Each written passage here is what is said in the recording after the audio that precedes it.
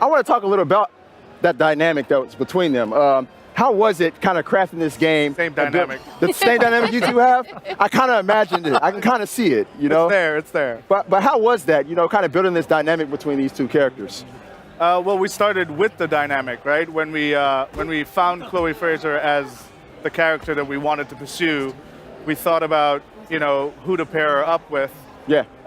The one that created the most conflict and therefore growth would have been Nadine Ross, right? This ex-paramilitary leader of Shoreline. Yeah. I mean, and the personalities couldn't be further apart. You have the enigmatic Chloe Fraser, hustler, wheeling, dealing, always backing out when it gets too tough. And right. then the pragmatic, militant leader, Nadine Ross. It was perfect. Yeah, I mean, when I first read that, I was like, oh, wait a minute. Chloe is like impulsive, and Nadine is so like calm and collected. I was like, and we're going to talk about teamwork, and they're going to solve this adventure together? Are we sure that's going to work out? Yeah, that's it. That's exactly the question. Yeah. Right. So another thing we saw in that trailer is you guys revealed who the villain is in the game. And it's somebody that a lot of people might not have known about. I think diehard Uncharted fans might know who this is. Could you explain who that is, though? The villain? The villain. Well, the villain's Assav. Assav is this insurgent leader who's basically, you know, creating turmoil in India right now. And he also has entitlement to these lands, at least he thinks he does. There's two factions of the old empire, the old kings and the new king, which was a more progressive king. And Usman, who plays the character Assav, he's an amazing actor, did a really good job of bringing Assav to life, which is he believes in the old king. He believes in the purification of this establishment and wanting to gain back these lands for himself. Right. These zealots, man, I swear, they just want everything to be their way. Right. All right, so, and that eventually forces Chloe and Nadine to join forces, if I'm not mistaken, right? Yeah, Well, they're after the Tusk of Ganesh, which is you know, we always base our Uncharted on some seed of, you know, history. So the Hoysala Empire, which is a real thing, and we Unchartedify you know, the ruins and bring a little, you know, there's like such a rich cultural history in India, and we blow it up to, you know, to 11, you know, these giant statues of Ganesh that you see in the trailer, and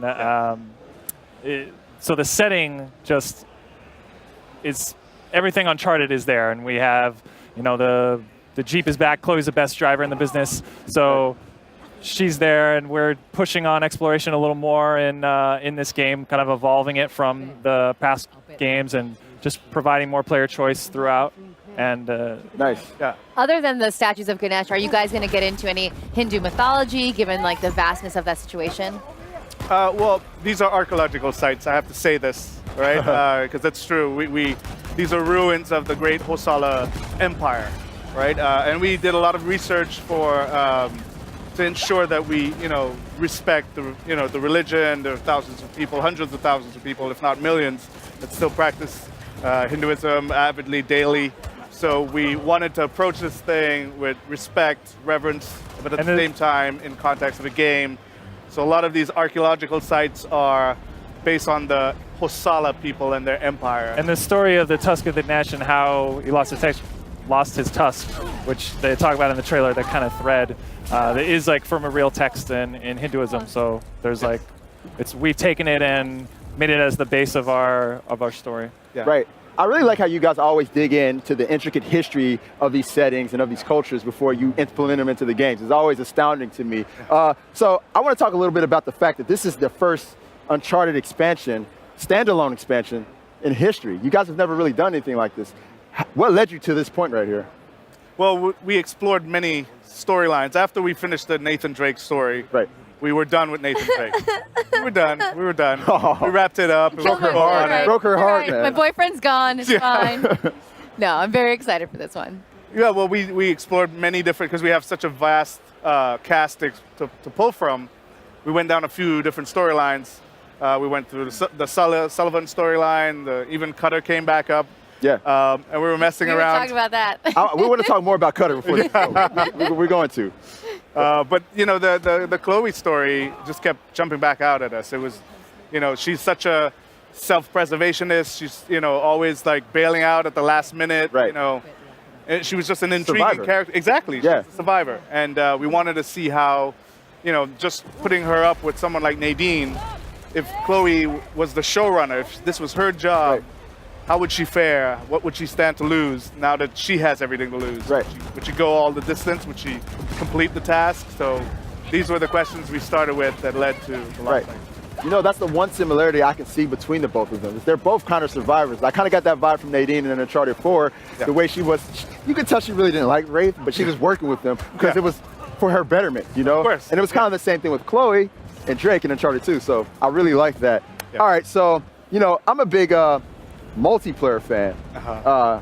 Kurt, you know this. You know this more than anybody. I love the Uncharted multiplayer. Will there be any tie-ins of any sort from the game? So yeah, so Lost Legacy comes with the entire multiplayer suite of Uncharted. We're kind of unifying the multiplayer. So both Uncharted 4 and Lost Legacy have the same multiplayer. So you get everything with all the DLCs released, all the survival mode, the co-op, and then so all the DLC they've done, and then we're gonna have some Lost Legacy content in the future that we'll be talking about soon. That is so great. How was it kind of taking this different path as far as narrative goes? You had this wisecracking, very clever, witty Nathan Drake, and now you have like a completely different personality in the driver's seat. How was it kind of changing gears on that?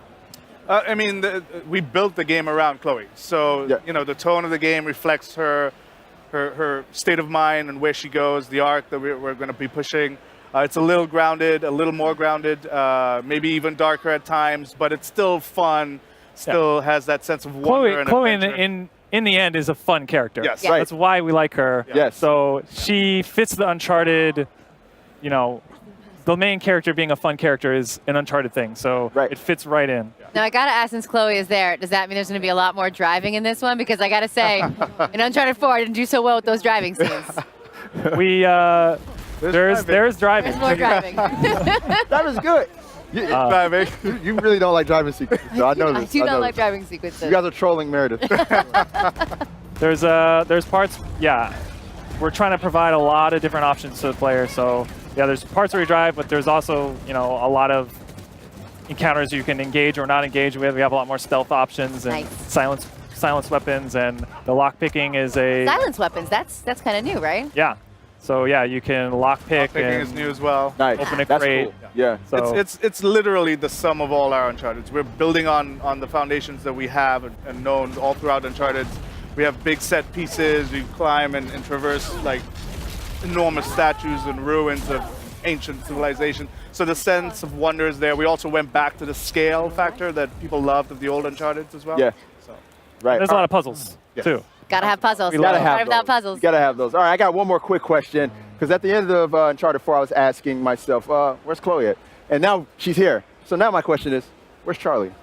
Where's Cutter? Charlie. Yes, Oh, Charlie Charlie Cutter. Cutter. Where's Charlie Cutter? I love Charlie So Cutter. you gonna make maybe a little appearance? I mean, I know they had a little something going in Uncharted 3, so any All the chance? conspiracy theories right over here. I would say that this story is about Nadine and Chloe, Okay, all right. but you never know, right? In another life. Maybe, yes. Well, I'm glad you guys at least mentioned him in Uncharted 4. That felt good.